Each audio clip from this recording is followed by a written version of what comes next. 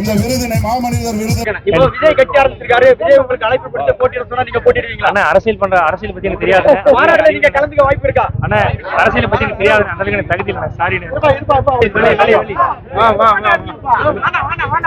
எங்க அண்ணன் பாலா ஹீரோவா நடிச்ச படம் வெளிவந்துச்சுன்னா உடனே அவருக்கு பெருசா கட் அவுட் வைப்போம் அப்படின்னு இங்க சில பேர் சொல்லியிருக்காங்க.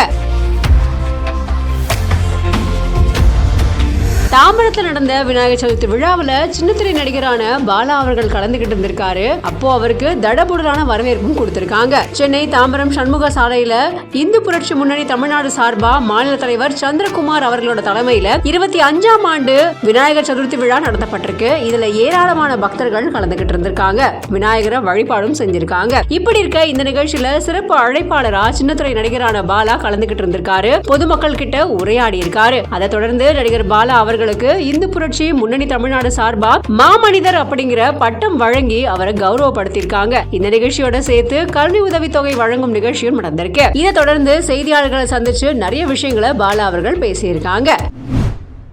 துணையில்லா வாழ்க்கையில் துணையாய் உங்குரல் திரும்பி வா,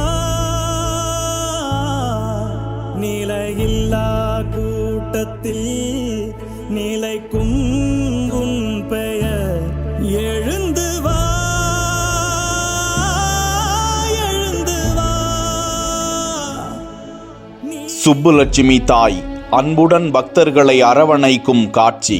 கட்டிய இரும்பு சங்கிலியை அறுக்க நீ எத்தனை பாடுபட்டிருப்பாயோ. தாயே, உன்னை கவனிக்காமல் விட்டுவிட்டோமே என வேதனையில் வெட்கி தலைகுனியும் மனித சமுதாயம். கடந்த 1971ஆம் ஆண்டு இந்த யானை காரைக்குடி அருகே உள்ள குன்றக்குடி பிரசித்தி பெற்ற குன்றக்குடி சண்முகநாதர் கோவிலுக்கு வழங்கப்பட்டது. கோவிலுக்கு வரும் பக்தர்களின் மிகுந்த அன்பை பெற்றதாக திகழ்ந்து வந்த சுப்புலட்சுமி 2 தினங்களுக்கு முன்பு மலையடிவாரத்தில் அதற்கான கொட்டகையில் பின்காலில் இரும்பு சங்கிலியால் கட்டிவிட்டு பாகன் சென்றுவிட இரவில் அலறி பிளிறிய சுப்புலட்சுமி தானாகவே இரும்பு கவசத்தை அறுத்து கொண்டு வெளியே வந்து காயத்தோடு வெகுநேரமாக போராடியது. கண்ணீரோடு அது மயங்க 30% தீக்காயத்துடன் போராடிய சுப்புலட்சுமியை பல மருத்துவர்களும் வந்து சிகிச்சை அளித்தும் காப்பாற்ற முடியவில்லை. போலீசார்